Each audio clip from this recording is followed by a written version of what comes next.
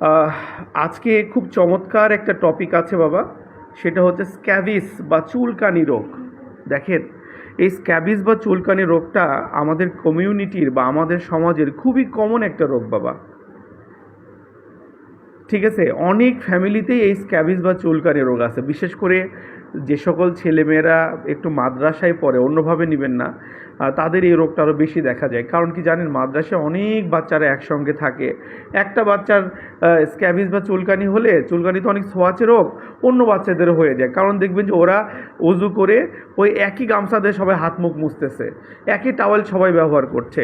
তো যে কারণে একজনের জীবাণু সেই টাওয়ালে বা গামছায় লেগে যাচ্ছে, সেটা দিয়ে যারা হাত মুখ মুছতেছে তাদেরও কিন্তু ওই সময় ওই রোগটা হয়ে যাচ্ছে। তারা খুব কাছাকাছি একসঙ্গে থাকে, যে কারণে খুব সহজেই জীবাণুটা একজনের থেকে আরেকজনের শরীরে ট্রান্সমিটেড হয়।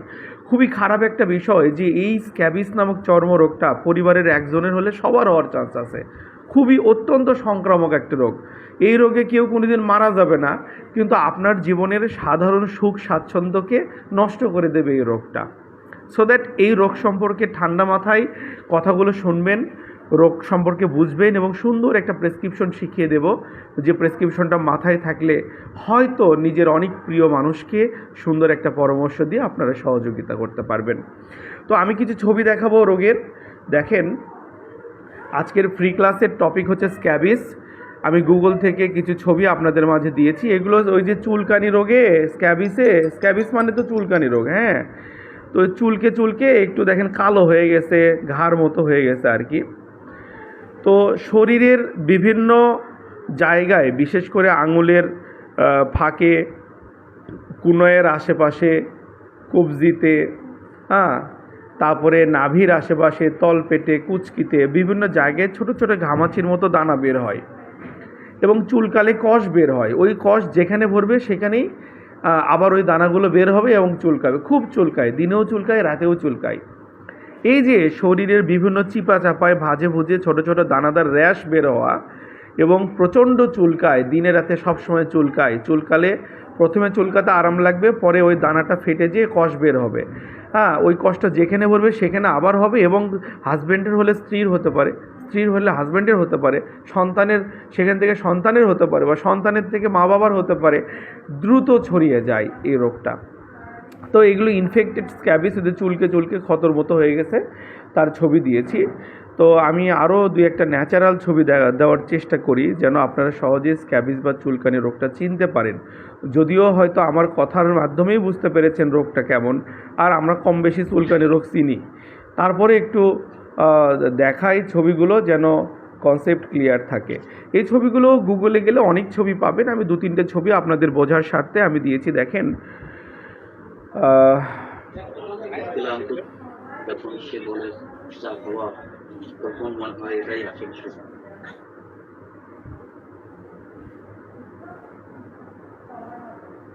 দেখেন, এই যে ছোট ছোট দানাদার ঘামাচির মতো র্যাশ বের হচ্ছে এবং খুব চুলকায়, খুব চুলকায়। ঠিক আছে, তো চুলকাতে চুলকাতে অনেক সময় জায়গাটাতে ক্ষত হয়ে ইনফেকশন হয় এবং সেখানে অল্প একটু পুঁজের মতো হয়ে যেতে পারে। বাবা, টেকনো BF7 একটু অনুগ্রহ করে নিজেকে মিউট করে রাখবেন, হ্যাঁ, এই আর কি। তো আমি আপনাদের বেশ কিছু ছবি, স্ক্যাবিস বা চুলকানি রোগের ছবি দেখানোর চেষ্টা করছি।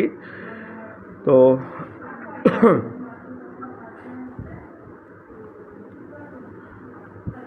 এখন আমি মূল আলোচনায় চলে আসব।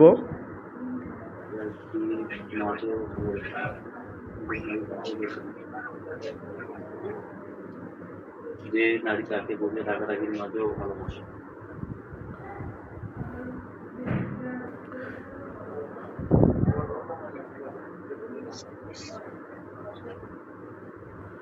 প্রিয় শিক্ষার্থীবৃন্দ, আচ্ছা, আমি টেকনো BF7 যে ভাইটা আছে তাকে আমি ক্লাস থেকে বের করে দিলাম। হ্যাঁ, উনি কথা বোঝে না।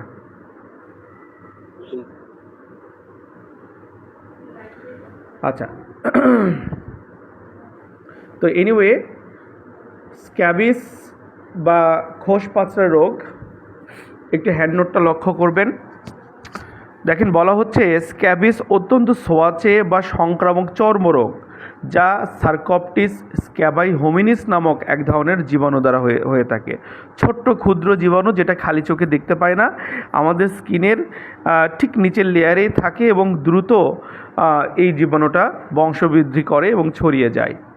তো স্ক্যাবিস বা খোস পাচড়া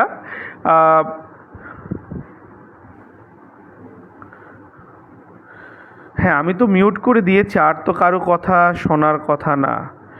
একজন কমেন্ট করেছেন কে যেন কথা বলছে, আর তো কারো কথা শোনার কথা না। হ্যাঁ, আমি তো মিউট করে দিয়েছি। তো দেখেন, স্ক্যাবিস চুলকানি, স্ক্যাবিসকে বাংলায় গ্রাম বাংলার ভাষায় বলে চুলকানি রোগ।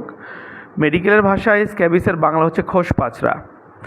লক্ষণ বা উপসর্গগুলো দেখেন, ফুসকুড়ি উঠবে, শরীরের বিভিন্ন ভাঁজে ভুজে ছোট ছোট দানাদার ফুসকুড়ির মতো বের হবে, ঘামাচির মতো বের হবে, চাপ দিলে কষ বের হবে বা পানি বের হবে, প্রচণ্ড চুলকায়। প্রথমে চুলকাতে রোগী আরাম বোধ করবে, তারপরে সেই জায়গাতে একটু হালকা জ্বলতে পারে। পরিবারের সবার হতে পারে, একজনের হলে সবার হতে পারে। সবার অর্থাৎ পরিবারের যে কয়জন থাকবে সবাই মিলে একসঙ্গে চিকিৎসা নিলে রোগটা সহজেই নির্মূল হয়ে যায়। না হলে একজন চিকিৎসা নিল, অন্যরা নিল না, জীবাণু অন্যের শরীরে যাবে, যিনি চিকিৎসা নিচ্ছে উনি সুস্থ হচ্ছে, আবার আরেকজনের শরীরে দেখা দিচ্ছে, তার থেকে আবার এনার হবে, এভাব করে রোগটা থেকে যায়। কিন্তু যদি সবাই মিলে একটু ব্যালেন্সড একটা চিকিৎসা নিতে পারি, সবাই মিলে ব্যালেন্সড একটা চিকিৎসা নিতে পারি, তাহলে কিন্তু কাজ হয়ে যায়। একজন লিখেছেন কোন বইয়ে আছে চিকিৎসা? বাবা, বই তো সামনেই দিয়েছি, ঠিক আছে? ওকে, জীবনের অভিজ্ঞতার আলোকে মানে হাতে লিখেছি, সেটা আমার অফিস অপারেটর টাইপ করে নোট আকারে দিয়েছে, আপনাদের সামনে দিয়েছি, এটাই তো বই রে বাবা, ঠিক আছে? এখন তো আধুনিক যুগের কথা বলা বই, আমি আপনাকে পড়ায় দিচ্ছি, নোটটা হোয়াটসঅ্যাপ গ্রুপে দিচ্ছি, রেকর্ডিং ফেসবুক গ্রুপে থাকছে, ক্লাসটা আবার দেখতে পাচ্ছেন, খালি ঠান্ডা মাথায় মনোযোগ দিয়ে পরবর্তীতে কথাগুলো শুনবেন, এটাই তো রে বাবা, আর কি বই চান? এনিওয়ে, সাইট বা স্থান দেখেন, রোগটি বিভিন্ন জায়গায় হতে পারে। হাতের আঙুলের ফাঁকে হতে পারে, হাতের তালুর প্রান্তে হতে পারে, বগলের সামনে ও পেছনের ভাঁজে হতে পারে, স্তনের বোটা এবং স্তনের নিচের ভাঁজে হতে পারে, নাভির আশেপাশে হতে পারে, তলপেটে, কুচকিতে, পুরুষাঙ্গে, যোনিপথে, হাঁটুর ভাঁজে, বিভিন্ন জায়গায় হতে পারে। আমি আরেকবার বলছি, দেখেন, স্ক্যাবিস বা চুলকানি রোগ কোন কোন জায়গায় হয়? হাতের আঙুলের ফাঁকে, আমি ছবিতে দেখিয়েছি, হাতের তালুর প্রান্তে, বগলের সামনে ও পেছনের ভাঁজে, স্তনের বোটা ও স্তনের নিচের ভাঁজে, নাভির আশেপাশে, তলপেটে, কুচকিতে, পুরুষাঙ্গে, যোনিপথে, হাঁটুর ভাঁজে। শরীরের বিভিন্ন স্পেশাল এরিয়াগুলোতেই কিন্তু এটা বেশি দেখা যাচ্ছে। এই জীবাণুগুলো ওই আমাদের শরীরের চিপাচাপায় যেয়ে ও খুব সহজেই বংশবৃদ্ধি করতে পারে। তাহলে স্ক্যাবিস বা চুলকানি রোগের লক্ষণ কি? শরীরের বিভিন্ন চিপাচাপায় ছোট ছোট দানাদার ঘামাচির মতো র্যাশ বের হবে, প্রচুর চুলকাবে, দিনেও চুলকাবে, রাতেও চুলকাবে, চুলকালে দানাগুলো ফেটে কষ বের হবে, সেই কষ যেখানে পড়বে সেখানেই হওয়ার চান্স আছে, এবং দেখবেন যে পরিবারের একজন হলে দ্রুত অন্যদের হয়ে যাচ্ছে, ঠিক আছে? এই আর কি। তো এখন এই স্ক্যাবিস বা খোস পাচড়া বা চুলকানি রোগ, এই রোগের একটা বেটার ম্যানেজমেন্ট আমরা পেশেন্টকে কি দিতে পারি বা কিভাবে দিতে পারি, সেটার একটা পূর্ণাঙ্গ ক্লাস আমি আপনাদের মাঝে শেয়ার করব। দেখেন, পূর্ণাঙ্গ প্রেসক্রিপশন আপনাদের মাঝে শেয়ার করছি। প্রিয় শিক্ষার্থীবৃন্দ, স্ক্যাবিস বা খোস পাচড়া রোগের নাম বা চুলকানি রোগ, আরএক্স একটা ল্যাটিন ভাষা বা দক্ষিণ আমেরিকানদের ভাষা। আরএক্সের ইংরেজিতে অর্থ হচ্ছে, সমার্থক অর্থ হচ্ছে প্রেসক্রিপশন, বাংলায় বলি আমরা ব্যবস্থাপত্র।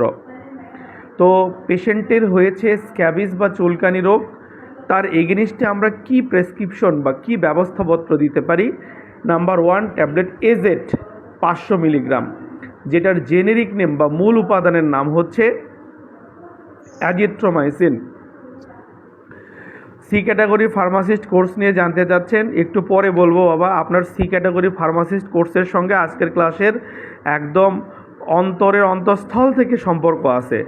সি ক্যাটাগরি ফার্মাসিস্ট কোর্স করবেন, তার আগে এই ক্লাসটা করেন, নাহলে মরবেন আপনি, আগে দয়া করে ক্লাসটা করেন, মাথা খারাপ করেন না প্লিজ, ক্লাসের পরে অ্যান্সার দিচ্ছি, সমস্যা নাই।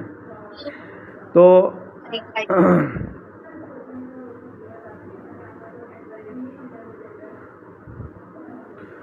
ট্যাবলেট এজেড 500 মিলিগ্রাম, যেটার মূল উপাদান অ্যাজিথ্রোমাইসিন। প্রিয় শিক্ষার্থীবৃন্দ, অ্যাজিথ্রোমাইসিন হচ্ছে একটা জেনেরিক নেম বা মূল উপাদানের নাম। এটা এক ধরনের অ্যান্টিবায়োটিক। এই সিম্পল অ্যান্টিবায়োটিক, অনেক হার্ড লাইনের কোনো অ্যান্টিবায়োটিক নয়। এই যে একটা পেশেন্টের স্ক্যাবিস বা চুলকানি হচ্ছে, চুলকে চুলকে ওই জায়গাগুলো ছিলে যাচ্ছে হালকা করে, ওই জায়গাতে যেন কোনো ব্যাকটেরিয়াল ইনফেকশন হয়ে পুজ না হয়ে যায়, ক্ষত না হয়, ঘাড় মতো না হয়, সেই জন্য এই এজেড অ্যাজিথ্রোমাইসিন অ্যান্টিবায়োটিক প্রতিদিন রাতে একটা করে ভাত খাবার 30 মিনিট পূর্বে, এটা ভরা পেটেও খাওয়া যায়, আবার খালি পেট বা ভাত খাবার 30 মিনিট আগেও খাওয়া যায়। গবেষণা বলছে অ্যাজিথ্রোমাইসিন অ্যান্টিবায়োটিকটা যদি আমরা পেশেন্টকে ভাত খাবার 30 মিনিট আগে একটু খালি পেটে খেতে বলি, তাহলে এটার অ্যাবজর্পশন ভালো হয়, খুব দ্রুত পাকস্থলী থেকে শোষিত হয়ে রক্তে পৌঁছে জীবাণুর বিরুদ্ধে কাজ করতে পারে। ভরা পেটে একটু কাজের পার্সেন্টেজ ডিস্টার্ব হতে পারে, সমস্যা হতে পারে। হ্যাঁ, একটু খালি পেটে খেলে রেজাল্ট ভালো, তবে এটা অ্যাসিডিটি করে না, ভয় পাওয়ার দরকার নাই। প্রতিদিন একটা করে 5 দিন দেবো, রাতে ভাত খাবার 30 মিনিট আগে। মনে রাখবেন, রাতে কিন্তু আমাদের পেট একবারে ফাঁকা থাকে না। সকালে যেরকম লং টাইম না খেয়ে থাকা পেট, আর রাতে কিন্তু কম বেশি আমরা দুপুরে খাই বা বিকেলে খাই, কম বেশি হালকা খাবার পাকস্থলীতে থাকেই। এবং এই অ্যাজিথ্রোমাইসিন অ্যাসিডিটি করে না, ভয় পাওয়ার দরকার নাই। আমরা রাত করে ভাত খাবার 30 মিনিট আগে দেব, এতে ঔষধটা দ্রুত পাকস্থলী থেকে অ্যাবজর্ব হয়ে সিস্টেমিক সার্কুলেশন আমাদের রক্তের মাঝে পৌঁছে আমাদের এই যে চুলকানোর কারণে স্কিনের ওপরে যে ক্ষত সৃষ্টি হচ্ছে সেটা দ্রুত হিল হবে, শুকিয়ে যাবে। প্রতিদিন একটা করে 5 দিন আমরা ব্যবহার করব। এরপর ট্যাবলেট রুপেক্স 10 মিলিগ্রাম ট্যাবলেট, যেটার মূল উপাদান রুপাটাডিন। প্রাণপ্রিয় শিক্ষার্থীবৃন্দ, রুপাটাডিন একটা অ্যান্টিহিস্টামিনিক ঔষধ। রুপাটাডিন একটা অ্যান্টিহিস্টামিনিক ঔষধ। এটা সর্দি, হাঁচি সহ শরীরের বিভিন্ন অ্যালার্জিক প্রবলেমের বিরুদ্ধে কাজ করে। তো এই আমাদের যে গা চুলকায়, এটাও এক ধরনের অ্যালার্জিক কন্ডিশন। সেটা চর্মরোগের কারণে গা চুলকানো বলেন, দাউদের কারণে গা চুলকানো বলেন, যে কোনো এই যে স্ক্যাবিস বা চুলকানি রোগের কারণে গা চুলকানো বলেন, যে কোনো কারণে আমাদের শরীরে যদি কোথাও ইচিং হয়, চুলকায়, সেটাও one kind of allergic condition. আমাদের সর্দি, হাঁচি বা নাক দিয়ে পানি পড়া, সেটাও অ্যালার্জিক কন্ডিশন। আমরা কেউ আছে গরুর মাংস বা চিংড়ি মাছ খেলে গায়ে চাকাচাক হয়ে চুলকায়, সেটাও অ্যালার্জিক কন্ডিশন। তো বিভিন্ন রকম অ্যালার্জিক কন্ডিশন আছে। এই রুপাটাডিন অ্যান্টিহিস্টামিনটা আমাদের শরীরের অ্যালার্জিক কন্ডিশনকে নিয়ন্ত্রণ করে। অর্থাৎ এটা আমরা এই যে স্ক্যাবিস রোগে বা চুলকানি রোগের ক্ষেত্রে আমরা দিচ্ছি কেন? আমরা এটা দিচ্ছি এই কারণে, এই যে পেশেন্টের যে দিনে রাতে বেশি বেশি ইচিং হবে বা চুলকাবে, হ্যাঁ, এই ইচিং বা চুলকানোটা কমবে ইনশাআল্লাহ। একটু লাইনে থাকবেন তো।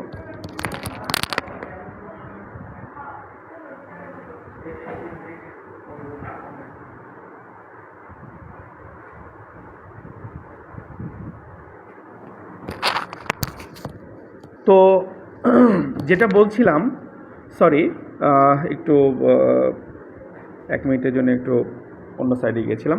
আচ্ছা, এনিওয়ে, তাহলে এই রুপেক্স এটা অ্যারিস্টো ফার্মার একটা প্রোডাক্ট, সরি ইনসেপ্টা কোম্পানির একটা প্রোডাক্ট। এটার মূল উপাদান হচ্ছে বা জেনেরিক নেম হচ্ছে রুপাটাডিন। এটা আমাদের শরীরের অ্যালার্জিক প্রবলেমের বিরুদ্ধে কাজ করবে। আমাদের এই যে চুলকানি বা স্ক্যাবিস রোগের কারণে শরীরে যে প্রচণ্ড চুলকায়, এই ইচিংটাকে মানে কন্ট্রোল করবে এই ঔষধ। সো দ্যাট এটা আমরা কিভাবে ব্যবহার করব? রুগীর যদি চুলকানো সমস্যাটা বেশি হয়, তাহলে আমরা 2 বেলা দিতে পারি, 7 থেকে 14 দিন। যদি মানে মোটামুটি হয়, তাহলে দিনে 1 বার করে দেবো। দিনে 1 বার দিলে অবশ্যই রাতে দেবো, কারণ রাতের বেলা মানুষ কিন্তু রেস্টে থাকে। দিনের বেলা একটু চুলকালেও সে কাজের মধ্যে থাকবে, বোঝা যাবে না, খুব বেশি হয়তো সমস্যা অনুভব করবে না। আর রাতের বেলা মানুষ যখন রেস্টে থাকে, বাসায় থাকে, তখন যদি বেশি ইচিং হয়, চুলকায়, সে কিন্তু ফিল করতে পারে যে তার কষ্ট হচ্ছে। সো দ্যাট আমরা 1 বেলা দিলে অবশ্যই রাতে দেব, আর যদি দুবেলা দিই তাহলে তো সকালে রাতে এভাবে দেব। সমস্যা যদি বেশি মনে করি 2 বেলা, আর কম মনে করলে 1 বেলা। আর 1 বেলা দিলে অবশ্যই রাতে দেব। আচ্ছা বাবা, শোনা যাচ্ছে না কথা? কথা শোনা যাচ্ছে না? জি স্যার, শুনতে পাচ্ছি। হ্যাঁ হ্যাঁ, শোনা যাচ্ছে, সমস্যা নাই। হ্যাঁ, কি যেন মেসেজ দিচ্ছে, শোনা যাচ্ছে না, শোনা যাচ্ছে না।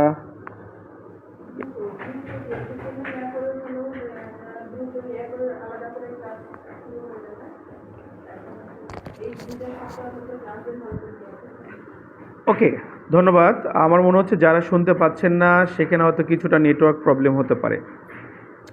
আচ্ছা, তো আমরা আমরা প্রথম ঔষধটা দিয়ে চুলকানোর জায়গাতে যেন কোনো ইনফেকশন না হয়, চুলকে একটা জায়গায় ছিলে যেয়ে যেন কোনো ক্ষত বা ইনফেকশন না হয়, পুজ না হয়, সেজন্য আমরা অ্যাজিথ্রোমাইসিন একটা সিম্পল অ্যান্টিবায়োটিক ইউজ করেছি। প্রতিদিন রাতে একটা করে 5 দিন দেব। এরপর আমরা নাম্বার 2তে ট্যাবলেট রুপেক্স ব্যবহার করেছি। এটা চুলকানোটা কমানোর জন্য। 1 নম্বর ওষুধটা চুলকানোর কারণে যেন ক্ষত না হয়, ঘা না হয়, ওই জায়গাটাতে যেন ইনফেকশন না হয়, সেটা প্রতিহত করবে। 2 নম্বর ওষুধটা চুলকানোটাই কমায় দেবে, ইচিংটাই কমায় দেবে। সমস্যা বেশি হলে 2 বেলা, কম হলে 1 বেলা। এইভাবে আমরা মিনিমাম 7 দিন, চাইলে আরও 7 দিন বাড়িয়ে দিতে পারি। আগে মানে কি বলা যায় যে পারিপার্শ্বিক সিচুয়েশনটা আমরা কন্ট্রোল করার চেষ্টা করছি। চুলকানো কমায় দিলাম, চুলকানোর কারণে যেন ক্ষত না হয় সেটার জন্য অ্যান্টিবায়োটিক, সিম্পল অ্যান্টিবায়োটিক ইউজ করলাম। তারপরে আসল অস্ত্র প্রয়োগ করব। সেটা হচ্ছে কি যে দেখেন, খুবই চমৎকার একটা ঔষধ, সেটা হচ্ছে unique C lotion. Unique C lotion, এটার মূল উপাদান হচ্ছে ক্রোটামিটন 10% আর প্লাস পারমিথ্রিন 5%। পারমিথ্রিন একটা ট্রেডিশনাল বা পুরনো দিনের চুলকানি রোগের ঔষধ বা স্ক্যাবিসের ঔষধ। তার সঙ্গে আধুনিক যুগের ক্রোটামিটন 10% এই মেডিসিনটা অ্যাড হয়ে একটা সুপার পাওয়ার হয়ে গেছে। অত্যন্ত চমৎকার কাজ করে এই 3 নম্বর ঔষধটাই চুলকানি রোগ ভালো করার প্রধান গুরুত্বপূর্ণ ঔষধ। ইউনিমেড ইউনিহেলথ কোম্পানির ইউনিক সি নামে পাওয়া যায়, আরও অন্য অন্য কোম্পানিরও আছে। এটা ইউনিমেড ইউনিহেলথের এই প্রোডাক্টটা অত্যন্ত ভালো কাজ করে। তো ইউনিক সি এটা লিকুইড প্রোডাক্ট, লোশন জাতীয় ঔষধ, যেটার মূল উপাদান ক্রোটামিটন আর পারমিথ্রিন। এটা কি করতে হবে বাবা? এটা 2 দিন ব্যবহার করতে হবে। ধরেন কথার কথা, আজকে যদি রুগী ব্যবহার করে, আজকে আপনার কাছে আসছে, আজকে আপনি ইউনিক সি লোশন দিলেন আর 1 আর 2 ঔষধ দিলেন মুখে খাওয়ার জন্য, আর 3 নম্বরে ইউনিক সি লোশনটা ব্যবহার করতে দেন। তো একজন রুগীর 2 বোতল প্রয়োজন। যে সকল রুগীর বয়স 12-র ওপরে তারা 2 বোতল ইউজ করবে। প্রথম দিন 1 বোতল, 7 দিন পরে আর 1 বোতল। কীভাবে?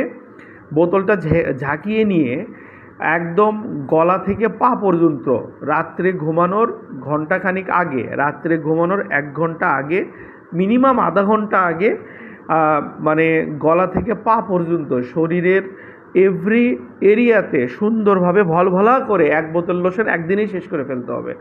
গলা থেকে পা পর্যন্ত শরীরের প্রতিটা পোর্শনে লাগাতে হবে। যেখানে চুলকানি আছে সেখানেও লাগাবে, যেখানে চুলকানি নেই সেখানেও লাগাবে। কারণ এই জীবাণুটা চোখে দেখা যায় না, শরীরের যে কোনো জায়গায় অবস্থান করতে পারে। যেখানে এই যে চুলকানির দানাগুলো নেই ওখানেই যে জীবাণু থাকবে তা কিন্তু না, এটা অন্য জায়গাতেও থাকতে পারে। যে কারণে গলা থেকে পা পর্যন্ত শরীরের প্রতিটা এরিয়াতে ভলভলা করে মাখতে হবে এই লোশনটা। ব্যবহারের আগে বোতল ঝাঁকিয়ে নিতে হবে। নিয়ে ফ্যানের নিচে অন্তত মিনিট 30 যদি থাকা যায়, গাটা যখন একটু শুকিয়ে যাবে, একটু টান ধরবে, হালকা কাপড় পরে রুগী ঘুমাবে। ঠিক 7 দিন পরে একই নিয়মে আর 1 বোতল ব্যবহার করবে। এই 7 দিন পর পর 2 বোতল ইউনিক সি ব্যবহার করতে হবে। এটাই কিন্তু প্রধান গুরুত্বপূর্ণ ঔষধ এই রোগের। আর এই জিম্যাক্স এজেড অ্যান্টিবায়োটিকটা, বাবা বাচ্চাদেরটা বলে দিচ্ছি একটু পরে। হ্যাঁ, এজেড অ্যান্টিবায়োটিকটা প্রতিদিন একটা করে 5 দিন খাবে। আর রুপেক্স সমস্যা কম হলে 1 বেলা, আর চুলকানোর সমস্যা বেশি হলে 2 বেলা করে আমরা দেব। তো এইভাবে আমরা ঔষধটা রুগীকে দেব। ব্যবহারের নিয়মটা দেখে নোটে বলা আছে, রাতে মুখ বাদ দিয়ে গলা থেকে পা পর্যন্ত সারা শরীরে মাখিয়ে 1 ঘন্টা পর ঘুমাবে। 7 দিন পর পুনরায় একই নিয়মে ব্যবহার করতে হবে।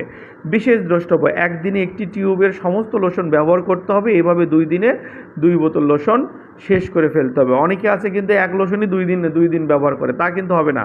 গলা থেকে পা পর্যন্ত খুব সুন্দরভাবে মাখতে হবে। এরপর দেখেন 4 নম্বরে ক্রিম অ্যারিস্টোড্রাম। এটা অ্যারিস্টো ফার্মার খুবই চমৎকার একটা মানে ক্রিম। এই ক্রিমের মূল উপাদান দেখেন বেটামিটাসোন। এটা হালকা স্টেরয়েড মেডিসিন। ক্লট্রিমাজল, এটা অ্যান্টিফাঙ্গাল। আর হচ্ছে জেন্টামাইসিন অ্যান্টিব্যাকটেরিয়াল। তো 3 ধরনের মেডিসিনের কম্বিনেশন। এই অ্যারিস্টোডাম শুধুমাত্র আক্রান্ত স্থানে, পুরো শরীর নয়, সকালে এবং রাতে 2 বেলা করে একটানা 2 সপ্তাহ যদি যেখানে যেখানে চুলকানির দানাগুলো বের হয়েছে সেখানে যদি লাগানো যায়, 14 দিন লাগবে না, 7 দিনের মধ্যে ভ্যানিশ হবে। তারপরও আমি মনে করি 14 দিন ভালো হলেও ওই জায়গাতে বারবার ইউজ করতে হবে যেন সমস্যাটা ফিরে না আসে।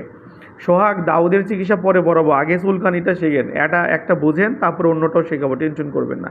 আচ্ছা, এইভাবে আমরা মানে এই ক্রিমটা ব্যবহার করব। লোশনটা গলা থেকে পা পর্যন্ত পুরো শরীরে এভরি এরিয়াতে ব্যবহার করব। আর অ্যারিস্টোডাম ক্রিমটা শুধুমাত্র আক্রান্ত স্থানে যেখানে যেখানে চুলকানির দানা বের হয়েছে ওখানে ব্যবহার করব। আর একটা শ্যাম্পু নিজোডার, যেটার মূল উপাদান হচ্ছে কিটোকোনাজল, এটা অ্যান্টিফাঙ্গাল মেডিসিনাল শ্যাম্পু। এই শ্যাম্পু কি করতে হবে, এই শ্যাম্পু দিয়ে প্রতিদিন গোসল করবে রুগী। শ্যাম্পু হাতে নিয়ে অন্তত 14 দিন কোনো সাবান শ্যাম্পু ব্যবহার করবে না, মানে অন্য কোনো সাধারণ সাবান শ্যাম্পু ব্যবহার করবে না। এই নিজোডার শ্যাম্পু এটা মেডিসিনাল শ্যাম্পু, অ্যান্টিফাঙ্গাল শ্যাম্পু, এটাও ওয়ান কাইন্ড অফ মেডিসিন। এই অল্প একটু শ্যাম্পু হাতে নিয়ে একটু ফেনা করে নিয়ে প্রথমে যেখানে যেখানে চুলকানি, গোসল করার 10 মিনিট আগে যেখানে যেখানে চুলকানির দানা বের হয়েছে ওই জায়গাতে লাগিয়ে রাখবে। যখন এই জায়গাগুলো শুকিয়ে যাবে, টান ধরবে, পরে ওই নিজোডার শ্যাম্পু দিয়েই সুন্দরভাবে গোসল করবে। আগামী অন্তত 14 দিন বা 1 মাস অন্য কোনো সাবান শ্যাম্পু ব্যবহার করবে না, কারণ অন্য কোনো সাবান শ্যাম্পু ব্যবহার করলে, সাধারণ সাবান শ্যাম্পু ব্যবহার করলে কিন্তু রোগটা রিভার্স করতে পারে, ফিরে আসতে পারে। এই কথাটা আমরা মনে রাখব। তাহলে এইভাবে একটা পূর্ণাঙ্গ চিকিৎসা আমরা একটা স্ক্যাবিস বা চুলকানি রুগীকে ব্যবহার দেব। এই ট্রিটমেন্টটা কার জন্য? যে সকল রুগীর বয়স 12-র ওপরে, 12 থেকে 20, 30, 50, 80, 100 যা হয় হোক, যে কাউকে দিতে পারবেন, ছেলে মেয়ে সবাইকে দেওয়া যাবে। এখন প্রশ্ন করতে পারেন, স্যার প্রেগনেন্সি বা গর্ভাবস্থায় আমরা কি করব? একজন প্রেগনেন্ট নারীরও তো স্ক্যাবিস বা চুলকানি হতে পারে। দেখেন, প্রেগনেন্সিতে যদি এই স্ক্যাবিস বা চুলকানি রোগ হয়, প্রথমত একটা অ্যান্টিবায়োটিক দেওয়া আছে, ট্যাবলেট এজেট, এটা Aristo farmer product, 500 milligram tablet. এটা কিন্তু প্রেগনেন্সিতে নিরাপদ, গর্ভাবস্থায় এটা আপনি দিতে পারছেন। 2 নম্বরে চুলকানো কমানোর জন্য ট্যাবলেট, বাচ্চাদেরটা একটু পরে বলে দিচ্ছি, একটু থামেন। চুলকানো কমানোর জন্য ট্যাবলেট রুপেক্স 10 মিলিগ্রাম ব্যবহার করেছি। প্রেগনেন্ট নারী ছাড়া সবাই এটা ব্যবহার করবে। প্রেগনেন্সিতে আমরা রুপেক্স বা রুপাডাটিন দেব না। প্রেগনেন্সিতে আমরা এখানে ট্যাবলেট অ্যালসেট 5 mg ব্যবহার করব। অ্যালসেট 5 mg, এটা লিভোসেট্রিজিন প্রিপারেশন। এটার মূল উপাদান হচ্ছে লিভোসেট্রিজিন, LEVOCETRIZIN, লিভোসেট্রিজিন প্রিপারেশন। তাহলে 2 নম্বর রুপেক্সের পরিবর্তে tablet Alcet 5, health care farmer product, levocetirizine preparation. তো এটা আমরা দেব, প্রতিদিন রাতে একটা করে দিলেই চলবে।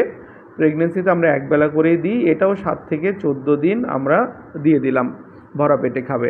তাহলে এই মানে অ্যালসেটটা আমরা রুপেক্সের পরিবর্তে দিচ্ছি অ্যান্টিহিস্টামিনিক ঔষধ হিসেবে রুগীর চুলকানো কমানোর জন্য।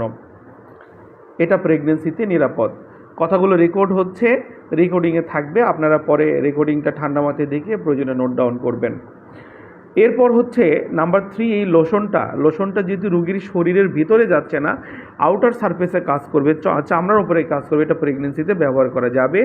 অ্যারিস্টোডাম ক্রিম, এটাও প্রেগনেন্সিতে ব্যবহার করা যাবে। নিজোডার শ্যাম্পু, এটাও প্রেগনেন্সিতে ব্যবহার করা যাবে। শুধুমাত্র রুপেক্সের পরিবর্তে অ্যালসেট দেব, আর বাকি সবই কিন্তু আমরা প্রেগনেন্সিতে ব্যবহার করতে পারছি। অর্থাৎ আর কি প্রেগনেন্ট লেডিরও যদি স্ক্যাবিস বা চুলকানি রোগ হয়, আমরা অনায়াসে এই চিকিৎসা দিয়ে দিতে পারি। এখন আপনারা বলছেন, স্যার যদি ছোট বাচ্চার হয়, ছোট বাচ্চার ক্ষেত্রে আমরা কি করব? দেখেন, ছোট বাচ্চাদের ক্ষেত্রে এই জিম্যাক্স বা অ্যাজিথ্রোমাইসিন প্রিপারেশন, এটা কিন্তু সিরাপ পাওয়া যায়, ছোটদের জন্য সিরাপ, ঠিক আছে। এখন ধরেন 1 বছরের বাচ্চা, তাহলে আমরা দেখা যাচ্ছে যে 1 চামচ করে 5 দিনে 5 চামচ দিতে পারি। তারপরে এই যে রুপেক্স সিরাপ পাওয়া যায়, রুপেক্সের পরিবর্তে বাচ্চাদের জন্য আমরা ভালোভাবে ফেক্সো সিরাপ ফেক্সো, হ্যাঁ। তো যেহেতু বেটামিথাসন স্টেরয়েড হলো, এটা চামড়ার উপরে ব্যবহার করছি, এটা প্রেগনেন্সিতে সেফ, সমস্যা নাই। আচ্ছা, বাচ্চাদের জন্য ফেক্সো সিরাপ ব্যবহার করব, হ্যাঁ, ফেক্সো সিরাপ। হ্যাঁ, ফেকজো সিরাপ ব্যবহার করব এই 2 নম্বরের পরিবর্তে। ধরেন 1 বছরের বাচ্চা, এটাও 1 চামচ করে দিনে একবার ব্যবহার করা যাবে। এইভাবে করে আমরা দিলাম। তারপরে ছোট বাচ্চাদের শরীর ছোট, বয়স 12-র নিচে হলে একটা লোশনই বোতল ঝেঁকে নিয়ে অর্ধেক করে করে 2 দিন ব্যবহার করা যাবে ছোট বাচ্চার জন্য। ঠিক আছে? অ্যারিস্টোডাম ক্রিম ছোট বাচ্চাদের জন্য প্রযোজ্য, দেওয়া যাবে যেখানে যেখানে চুলকানির দানা বেরোচ্ছে সেখানে দেওয়া যাবে। নিজোডার শ্যাম্পু ছোট বাচ্চাদের জন্য ব্যবহার করব। শুধুমাত্র এজেড আমরা বয়স অনুযায়ী আমরা সিরাপটা দেব, আর রুপেক্সের পরিবর্তে আমরা ওই যে ফেকজো সিরাপটা আমরা অ্যাড করতে পারি। তো এইভাবে বড় ছোট প্রেগন্যান্ট নন প্রেগন্যান্ট সবাইকে স্ক্যাবিস বা চুলকানির জন্য আমরা ট্রিটমেন্ট দিতে পারি।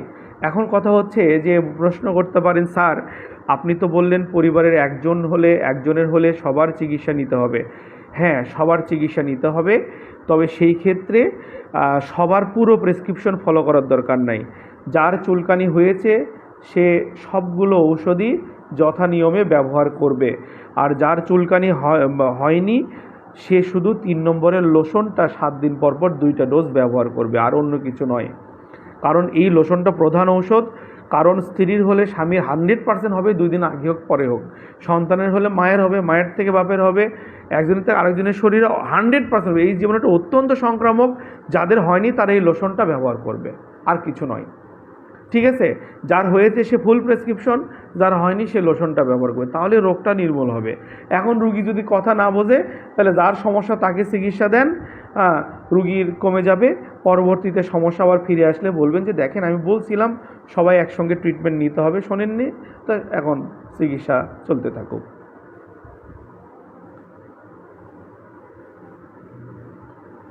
তো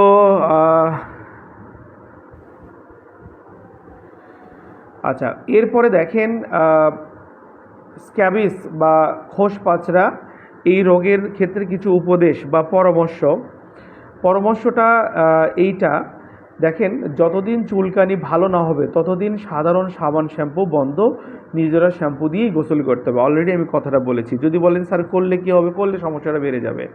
আচ্ছা, তারপরে রুগীর পরিধেয় পোশাক, বালিশের কাভার, গামছা, তোয়ালে, চাদর সব কিছু কিন্তু 3 সেট হতে হবে। ধরেন আজকে যে বিছানায় শুয়েছে, যে বালিশের শুয়েছে, সেই বালিশের কাভার, বিছানার চাদর, তার পরনের কাপড় কালকে গরম পানিতে ধুয়ে ফেলে দিয়ে পরের দিন নতুন সেট, 3 সেট লাগবে। কষ্ট করে 2 সপ্তাহ, আর যত দরিদ্র মানুষই হোক 2-3 সেট কাপড় থাকেই। তো কষ্ট করে একটু কষ্ট করে একটু নিয়মটা মানলে এই রোগটা একবারে নির্মূল হবে। বাবা, এই রোগে কেউ মারা যাবে না, কিন্তু এই রোগটা আপনার জীবনের সুখ স্বাচ্ছন্দ্য নষ্ট করে দেবে। সারাদিন কষ্ট করে এসে সারা রাত যখন গা চুলকাবে আপনার খুব কষ্ট লাগবে, এবং সবাই চুলকাচ্ছেন, আপনি চুলকাচ্ছেন, প্রিয় মানুষগুলো চুলকাচ্ছে। তখন একটা সময় মনে হবে যে আল্লাহ, কীভাবে আমি এখান থেকে পরিত্রাণ পেতে পারি। হ্যাঁ, এটা হচ্ছে কথা। আবার শুধু যে রাতে চুলকায় তা না, দিনেও চুলকায়। তো এবং ছোঁয়াচে দ্রুত আরেকজনের হয়ে যাবে। সব কিছু মিলিয়ে রোগটা যে কারো হতে পারে, কিন্তু সমাজের চোখে রোগটা একটু ওই যে একজনের থেকে আরেকজনের দ্রুত হয়ে যায়। সো দ্যাট কেউ যখন বুঝবে আপনার শরীরে চুলকানি আছে, দেখবেন যে আপনার থেকে কয়েক হাত দূরে থাকবে। এটাও আপনার সামাজিকভাবে একটা আপনার জন্য কষ্টকর একটা সিচুয়েশন। সো দ্যাট কষ্ট করে হলেও 2 সপ্তাহ নিয়ম মেনে ওষুধগুলো ব্যবহার করলে রুগী কমপ্লিটলি সুস্থ হলো, আলহামদুলিল্লাহ। এই আর কি। যারা প্রশ্ন করছেন একটু পরে শেষে প্রশ্ন নিচ্ছে, আগে এটা বোঝেন, তারপরে ইন্ডিভিজুয়ালি প্রশ্নগুলো পরে নিচ্ছি। পরিবারের সবার চিকিৎসা করতে হবে, আমি তো বলে দিলাম। এখন কথা হলো, আমি যেটা আপনাদের বলতে চাই সেটা হলো কি, কেউ কমেন্ট করছেন স্যার বাচ্চাদের চিকিৎসাটা নোটে। বিষয়টা হলো কি বাবা, যে আমাদের দেশে যদি 20 কোটি মানুষ হয়, তার মধ্যে ধরেন 12-র ওপরে যারা, সবাইকে এই চিকিৎসা দিতে পারবেন। 12-র নিচে যারা সবাই শিশু। বিয়ের বেলায় 18 পর্যন্ত শিশু, চিকিৎসার বেলায় 12 পর্যন্ত শিশু, 12-র ওপরে আমরা অ্যাডাল্ট ট্রিটমেন্ট দিতে পারি। তো ধরেন দেশে যদি 20 কোটি মানুষ হয়, তার 80% প্লাস মানুষ দেখবেন বয়স 12-র ওপরে, বাকি 10 বা 20% ধরেন শিশু, বয়স যাদের 12-র নিচে। তাহলে আগে 80% আগে নাকি 20% আগে? আগে 80%। আপনি যখন বড়দের রোগ বুঝবেন, চিকিৎসা বুঝবেন, ছোটোদের কিন্তু ওই একই চিকিৎসা, আপনি দেখেন একই চিকিৎসায় কিন্তু ছোটোদের জাস্ট খালি বডি ওয়েট অনুযায়ী ঔষধের ডোজ হবে। তো কোর্সের শেষের দিকে ছোটদের কমন কমন রোগগুলো নিয়ে আমরা আলোচনা করব। এখন যখন বড়দেরটা মাথায় ঢুকবে, কোর্সের শেষের দিকে এসে ছোটদের একই চিকিৎসায় কিন্তু ট্রিটমেন্ট স্ট্র্যাটেজি খুব বেশি পরিবর্তন হবে না, মেডিসিনগুলো প্রায় সবই একই থাকবে, হঠাৎ 19-20 হতে পারে, কিন্তু বডি ওয়েট অনুযায়ী ডোজগুলো আপনাদের শেখাবো। কোর্সের শেষের দিকে এসে ছোটদের কমন কমন ডিজিজগুলো সুন্দরভাবে দেখিয়ে দেব। আর শুরু থেকে ম্যাক্সিমাম সময়টা, যেহেতু সমাজের 80% মানুষ 12-র উপরে বয়স, আগে 80%-এর প্রবলেম সলভ করব। এই 80%-এর প্রবলেমের সলিউশনটা মাথায় আসলে বাকি 20%টা অটোমেটিক ইজি হয়ে যাবে আপনাদের কাছে। একটা কথা মনে রাখবেন, 6 বছর ধরে MBBS কোর্স করার পর আবার FCPS করছে 5 বছরের শিশু নিয়ে, বা MD করছে 5 বছরের শিশু নিয়ে। সো দ্যাট যেহেতু সব কিছুর একটা ধারাবাহিকতা আছে, সবই যদি আপনি শুরুতে মাথার মধ্যে নিতে চান তাহলে আপনি বুঝবেন না। যেহেতু আমরা শিক্ষক, আমরা বুঝি কিভাবে আপনাদের গড়ে তুলতে হবে। শুধু ঠান্ডা মাথায় মনোযোগ দিয়ে কথা শুনবেন, যেটা বোঝাবো বোঝার চেষ্টা করেন, আর শেষে এসে প্রশ্ন উত্তর পর্বে মন খুলে প্রশ্ন করে নিজের কনফিউশন ক্লিয়ার করে নেন। অ্যাডাল্ট ফরম্যাটটা আগে বোঝেন, চাইল্ড ফরম্যাটটা শেষের দিকে এসে অল্পতেই মাথার মধ্যে ঢুকবে, আপনাকে বোঝানোটা সহজ হবে। ডোজ ক্যালকুলেশন করে ইজিলি আপনাদের ডোজগুলো সহজেই বলে দেওয়া সম্ভব, বোঝানো সম্ভব। শিশুদের কমন কমন রোগগুলো নিয়ে সংক্ষিপ্ত একটা ক্লাস নিলেই মোটামুটি এটা কাভার হয়ে যাবে। তো এইভাবে আমরা চেষ্টা করব আপনাদেরকে সহযোগিতা করার জন্য। বিষয়টা হলো কি বাবা, মেডিসিন বিজনেস করতে চান তাহলে ডেফিনেটলি আপনাকে মানুষের রোগ চিকিৎসা মেডিসিন শিখতে হবে। এটা না শিখে মেডিসিন বিজনেসে আসা নিজের পায়ে কুড়াল মারা একই। কেন কুড়াল মারা বলছি, আপনি টাকা লক্ষ টাকা খরচ করে মেডিসিন বিজনেস রান করে সেই টাকা লস খেয়ে যদি বাসায় ফিরে আসেন, তার থেকে লজ্জার আর কিছুই নেই। তার আগে আপনি সমস্যার সমাধান শেখেন। মনে রাখবেন, ঘাড় ঘুরালে ঔষধের দোকান। মানুষ কেন আপনার কাছে আসবে? আপনি যত বেশি বেশি আন্তরিকতার সাথে মানুষের কমন কমন সমস্যাগুলো সুন্দর সমাধান দিতে পারবেন, তত বেশি মানুষ আপনার সঙ্গে সম্পর্ক তৈরি করবে। প্রতিটা মানুষ একটা ভরসার জায়গা চায় বাবা, বিপদের সময় একটা আশ্রয় চায়। আর একজন মানুষের অসুস্থতা মানে একটা বিপদ, আর সে যখন ফিল করবে এই মানুষটা ওষুধ ভালো বোঝে, এই মানুষের কাছে আসলে বিপদের সময় বেটার একটা ফার্স্ট এইড পাওয়া যায়। পপুলারে যে 4000 টাকা খরচ না করে 400 টাকার ওষুধ এনার কাছে খেলে সুস্থ হওয়া সম্ভব, তাহলে হয়তো মানুষটা আপনার কাছে আসার চিন্তা করবে আগে। কারণ দিন যাচ্ছে, আমাদের ক্রয় ক্ষমতা বাড়ছে না, জীবনযাত্রার ব্যয় বেড়ে যাচ্ছে। আপনার টাকা আছে, একটা ওষুধের দোকান নিয়ে বসলেন, তাহলেই আপনি জীবনে ভালো থাকবেন, এই চিন্তা করাটা আজকের দিনে বোকামি। সো দ্যাট আপনাকে মেডিসিন শিখতে হবে, রোগ চিকিৎসা প্রেসক্রিপশনগুলো বুঝতে হবে, মানুষের কমন কমন সমস্যার বেটার ফার্স্ট এইড দিয়ে মানুষের মনে জায়গা নিয়ে এই সেক্টরে রাজত্ব করতে হবে, সফল হতে হবে। আদারওয়াইজ এই পেশা আসা মানে বোকামি। এই কথাটা মনে রাখবেন। ইভেন কেউ যদি মনে করেন আমি মেডিসিন বিজনেস করব না স্যার, আমি তো দেশের বাইরে যাব, আমি অ্যাজ এ কেয়ার গিভার দেশের বাইরে জব করব, তার জন্য এটা দরকার। আপনি অস্ট্রেলিয়াতে গেছেন, একজন বৃদ্ধ বাবার বুকের মধ্যে প্রচণ্ড জ্বালা পোড়া হচ্ছে, তো আপনি যদি তাকে সিম্পল 2টা অ্যান্টাসিড, যেটা ওটিসি ড্রাগ চাইলেই কিনতে পাওয়া যায়, নিয়ে এসে দেন, বুকের মাঝখানে জ্বালা পোড়া ভ্যানিশ হয়ে গেল, এই ফার্স্ট এইডটা দিলেন, তার মনে জায়গা নিতে পারলেন। এইভাবে মানুষের ছোটোখাটো সমস্যার বেটার ফার্স্ট এইড জানা থাকলে ওই ফার্স্ট এইড দিয়ে ওই বৃদ্ধ বাবার মনে জায়গা নেবেন, এবং ওই বৃদ্ধ বাবা পরবর্তীতে ঠিকই টপ ম্যানেজমেন্টকে জানাবে যে এই ছেলেটা বেটার ফার্স্ট এইড দিতে পারে। দেখবেন যে হাজারো কেয়ার গিভারের মাঝে আপনার প্রমোশন হবে, আপনি ভালো থাকবেন। উন্নত রাষ্ট্রে চাকরি যায় খুব তাড়াতাড়ি, যখনই ওর একটা আর্থিক সংকটে পড়ে দেখবেন যে সমানে ফায়ার করে। কিন্তু বাবা, এটাও, এই চ্যালেঞ্জটাও আপনাকে নিতে হবে। সবাই বৃদ্ধ মানুষের ডাইপার চেঞ্জ করতে পারে অ্যাজ এ কেয়ার গিভার, বৃদ্ধ মানুষকে ওষুধ খাওয়াতে পারে, তার সাথে গল্প করতে পারে। আপনি তো এটা পারবেন, এটা তো সবাই পারে, আপনিও পারেন।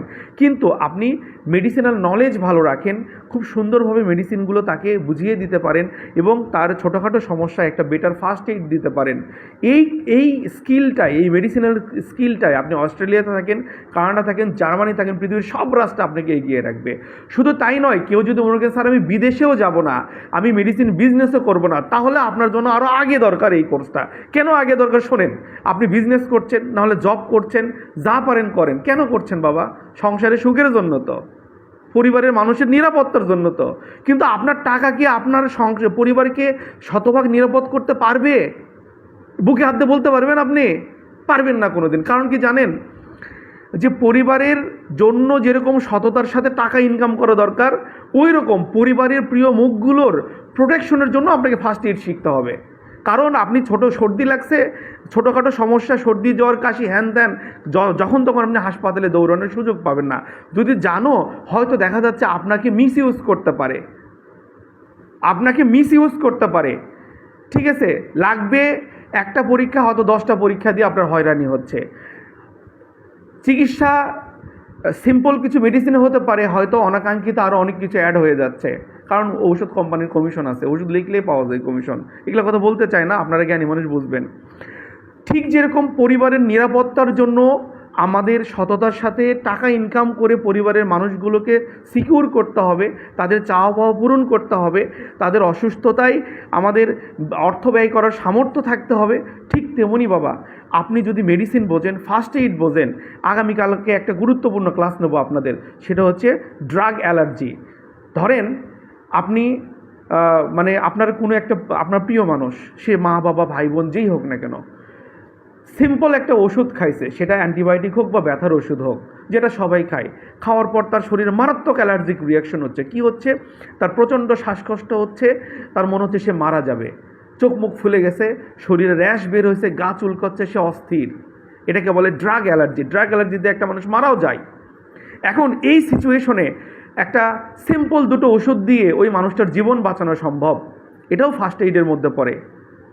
তো সো দ্যাট, তো বাবা আমাদের দেশে বাঁচতে গেলে দুইটা জিনিস দরকার।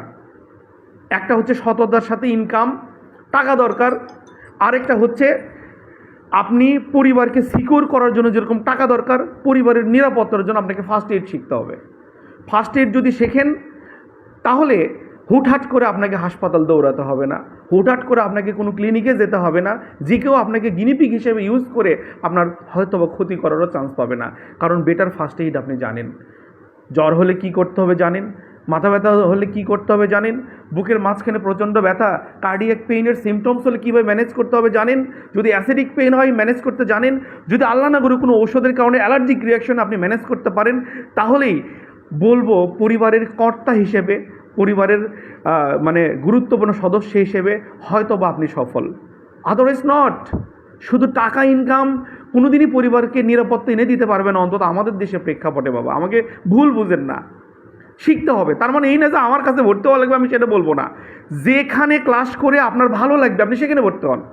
যদি 10 টাকা আরও বেশি খরচ হয় সেখানে যান, কিন্তু মনে রাখবেন এটা করতে শিখতে হবে আপনাকে। আদারওয়াইজ হয়তো আপনার অসুস্থতাকে অন্য কেউ মিসইউজ করে হয়তো আপনার মানে 10 টাকার কাজে 50 টাকা খরচ করাবে, পাশাপাশি আবার হয়তো বা ক্ষতিও হয়ে যেতে পারে। একটা কথা কি জানেন,